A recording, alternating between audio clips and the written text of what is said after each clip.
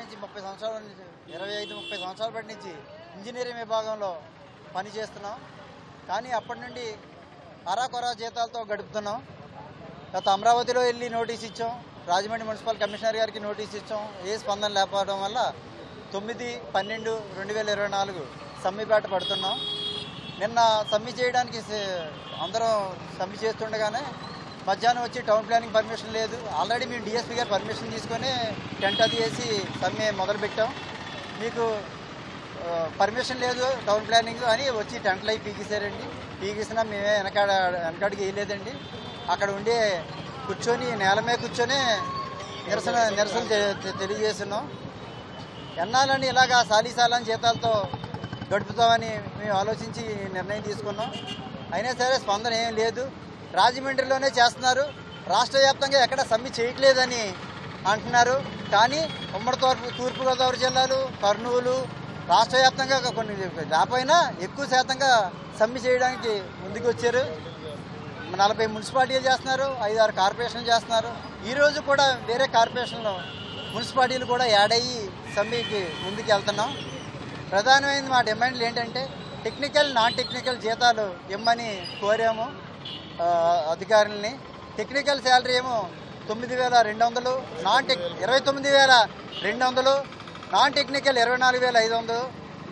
డ్యూటీలో కార్మికుడు చనిపోతే 10 లక్షలు, అంగవైకల్యం అయితే 5 లక్షలు. చనిపోయిన కుటుంబానికి అందులో ఒక ఉద్యోగం ఇచ్చేలాగా, వికాస వాళ్ళని ఆప్కోసలో కలిపేలాగా, 15 సంవత్సరాలు మించి చేసిన వాళ్ళని క్రమబద్ధీకరణ చేసేలాగా, సమాన పనికి సమాన వేతనం ఇచ్చేలాగా, అలాగే 10 సంవత్సరాలు దాటిన వికాస వాళ్ళని 10 సంవత్సరాలు ఆప్కోసలో చేర్చేలాగా, 10 సంవత్సరాలు దాటిన వాళ్ళని మినిమం స్కేల్, టైం స్కేల్ ఇచ్చేలాగా మేము మా డిమాండ్లు కోరుచున్నాం. మేము గత 25 సంవత్సరాలు బట్టి ఈ మున్సిపల్ కార్పొరేషన్లో నుంచే ఇంజనీర్ విభాగంలో పనిచేస్తున్నాం. సాలీసాలని జీతంతో బతుకు జీవన విధానం కొనసాగిస్తున్నాం. మా జీతం వచ్చి 13,087 రూపాయలతో మేము జీవనం గడుపుతున్నాం. కానీ గత ప్రభుత్వంలో కూడా మేము ఎన్నోసార్లు నోటీసులు ఇచ్చి మా జీతాలు పెంచమని చెప్పేసి మేము ఎన్నోసార్లు మొరబెట్టుకున్నాం. కానీ మా తోటి కార్మికులు, పారిశుద్ధ కార్మికులతో కూడా సమ్మె చేసేటప్పుడు మేము సమ్మెలోకి వెళ్ళలేదు. మీ జీతాలు మేము పెంచుతాం, మీరు సమ్మెకి వెళ్ళొద్దు అని చెప్పేసి అప్పుడు గత ప్రభుత్వంలోనే చెప్పడం వల్ల మేము స్ట్రైక్లో దిగలేదు మేము. కానీ పారిశుద్ధ కార్మికుల సోదరులకి వాళ్ళకి మాత్రం జీతాలు పెంచారు, కానీ మాకు మాత్రం జీతం పెంచలేదు. మేము అలాగే అని చెప్పేసి మళ్ళీ వెళ్ళి సీడీఎం గారి దగ్గరికి వెళ్ళి, మా కమిషనర్ దగ్గరికి వెళ్ళి అడగడం వల్ల 9 మంది కమిటీతోని, 9 మంది ఐఏఎస్ కమిటీతోని నివేదిక ఏర్పరిచి 9 మంది కమిటీ చేసిన తర్వాత అదొక మా డిమాండ్ ముఖ్యంగా జీతం పెంచమని చెప్పేసి మేము ప్రభుత్వానికి విన్నపిస్తున్నాం.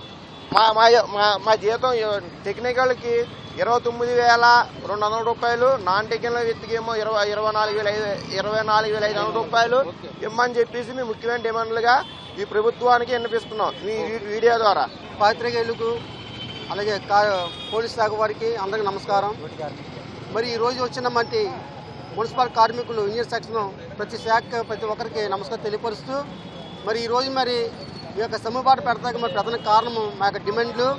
ఒకటి నాన్ టెక్నికల్ శాలరీ గురించి, అలాగే మా యొక్క డిమాండ్స్లో మరి ఉన్న ప్రతి అంశం కూడా మరి అధికారులు స్పందించి మాకు వెంటనే జీతాలు పెంచమని, అలాగే మరి నిన్న దినమందు మరి సమ్మెబాటు పెట్టాము. కొంతమంది అధికారులు మరి మమ్మల్ని బెదిరించి మా యొక్క టెంట్లు కూడా తీసివేసి మమ్మల్ని చాలా ఆందోళనకు గురి చేస్తున్నారు. మరి ఈ రోజు కూడా మరి రెండో రోజు మరి ప్రతి ఒక్కరిని మరి సమ్మెబాటుకి వెళ్తున్నాము. మరి ఏది ఇబ్బంది లేకుండా మమ్మల్ని సహకరించవలసిందిగా కోరుతూ, ఇగో మరి యొక్క దేశవ్యాప్తంగా మరి రాష్ట్ర వ్యాప్తంగా మరి చేస్తున్నాము సమ్మె. మరి రాయమండ్రి ప్రాంతం కాదు, కాకినాడ, చిత్తూరు, అలాగే మదనపల్లి, హిందూపురము, అనంతపురము, కడప, కర్నూలు మా యొక్క డిమాండ్స్ న్యాయం కోరికలు తీర్చాలి. మా డిమాండ్స్ నాన్ టెక్నికల్ శాలరీస్ పెంచాలి. అలాగే మరి ప్రతి కార్మికులకు మరి అన్ని విషయాలుగా మరి అధికారులు తోడ్పడతానని కోరుతూ మరి ఈ అవకాశం ఇచ్చినటువంటి మిత్రులకు అలాగే మా యొక్క సహోదరులకు అందరికీ మరి ధన్యవాదాలు తెలుపుకుంటూ నా పేరు బొంగ యశ్వబాబు, రాజమండ్రి రాష్ట్ర కార్యదర్శి. మరిన్ని వీడియోస్ కోసం ఛానల్ ని సబ్స్క్రైబ్ చేయండి. లేటెస్ట్ అప్డేట్స్ కోసం వాట్సాప్ ఛానల్ ని ఫాలో అవ్వండి. ఆ లింక్ డిస్క్రిప్షన్ లో ఉంది.